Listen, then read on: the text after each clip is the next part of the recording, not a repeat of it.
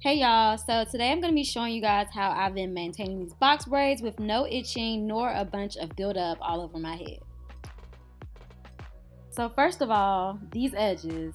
As you guys can see, I do have buildup and flaking on my edges, but not on the rest of my hair. Basically, all this buildup is a combination of makeup, oil, and edge control.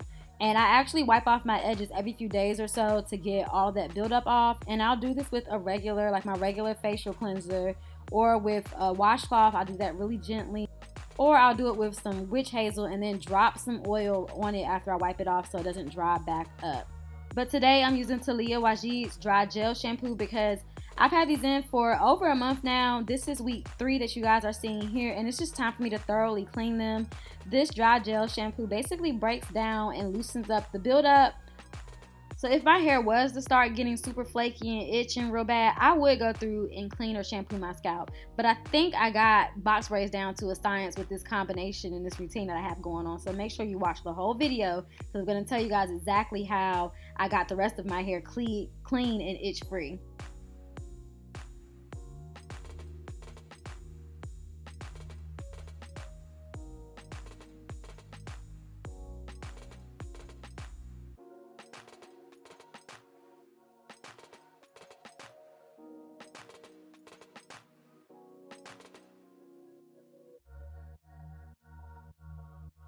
Then I wipe the excess off.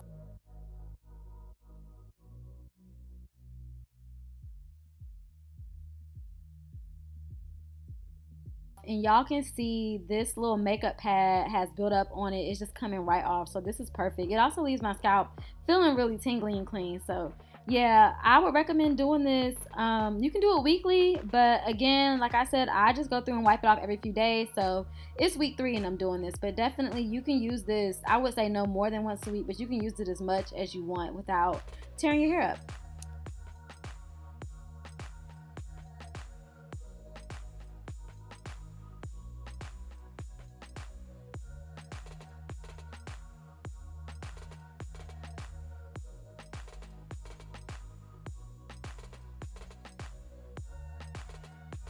So as you guys can see, that came right off. Like all that buildup is gone. And like I said earlier, the rest of my scalp was doing good. So I really don't need to clean my scalp. So for the purposes of this video and because it's not going to hurt anything, I'm going to go ahead and show you guys how I'll do it with some witch hazel and some makeup pads. Just make sure that you're using the smooth side of the makeup pad so you don't get lint all over your hair. I do have a thorough video on basically how to dry wash your hair if you feel like you need something more thorough than this, because you may have been putting like maybe too much oil on it or too much product on your scalp and your scalp may be feeling like it's on fire. But basically you just go through, wet it, and wipe your scalp. That's pretty much it. Just wipe the buildup off your scalp.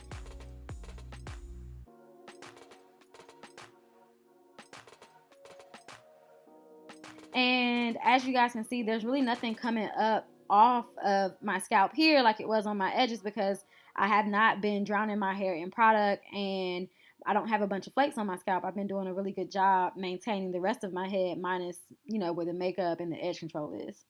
So I would do this maybe 2 to 4 weeks if my scalp was itching and flaking.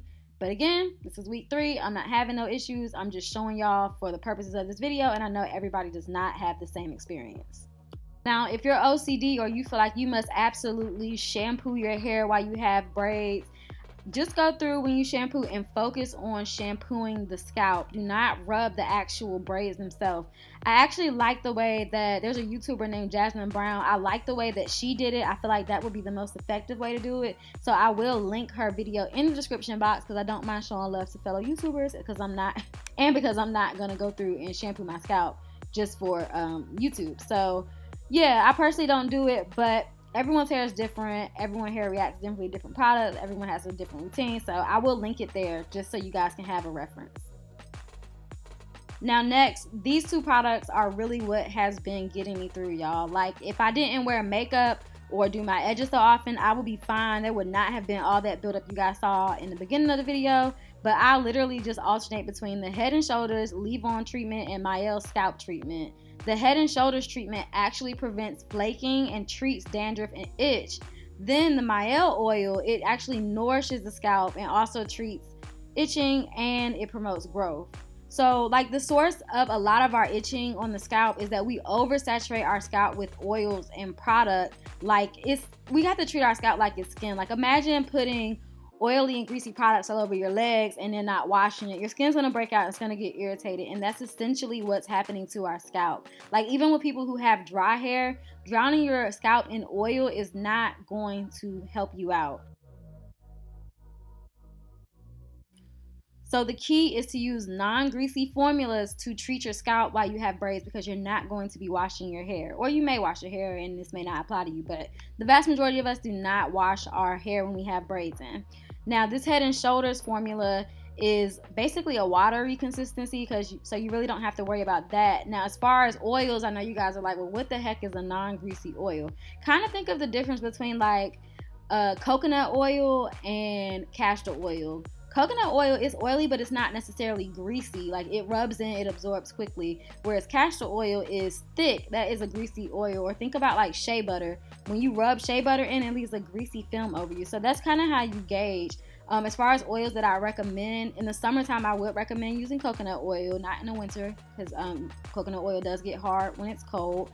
And then I also recommend like jojoba oil, or if you want to go buy a oil blend, this Mielle oil is really what's been getting me through. I've only been using these two products on my scalp this entire time, and as y'all can see, I don't have any flakes.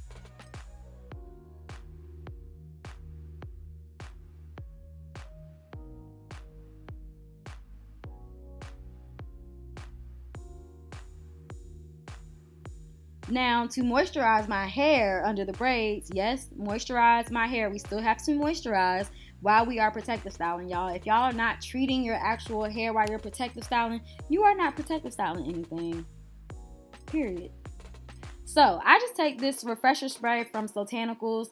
I don't really have a particular reason why I use this one, other than I know that Sotanicals use very good ingredients in their products, and there's not going to be like foreign chemicals that'll dry my hair out. So I just take this refresher spray and I spray it all up and down the braids until they're damp, and then I tie it down with a scarf, and I'll sit under a dryer so it kind of sets. Oh, speaking of setting, another thing you can do for people who feel like their braids keep getting frizzy. One, I think that's, in my personal opinion, I think that has something to do with the braider. Like my best friend is a braider, and some of us have loose hair and some of us have really, really tight hair, and all of our braids seem to last the same duration, but whatever. If you feel like you have very frizzy braids or very, very frizzy hair, you can take a whole bunch of like mousse, like Lotta Body mousse or Nairobi mousse, put it all over your hair, tie it down really tight, and sit under a dryer so it kind of calms the frizz down.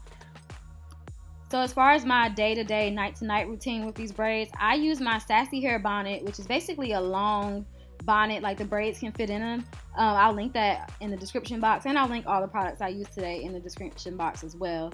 But I use that at night, and in the morning I mostly use the Mielle's Edge Gel, the rosemary one, because again, this is their scalp line and the ingredients are really good for scalp. It's to promote growth, and it's a soft gel, so I feel like it's not drying my hair out and it's not gonna break my hair off. I also use Curl's Cashmere Caviar Edge Gel. I like that formula as well, and it has a stronger hold, but I typically like to use Eco Style and Gorilla Snot when I'm wearing my natural hair, but because they have alcohol in it and I'm not washing my hair thoroughly with these braids, I'm avoiding putting on products that just aren't healthy for my hair.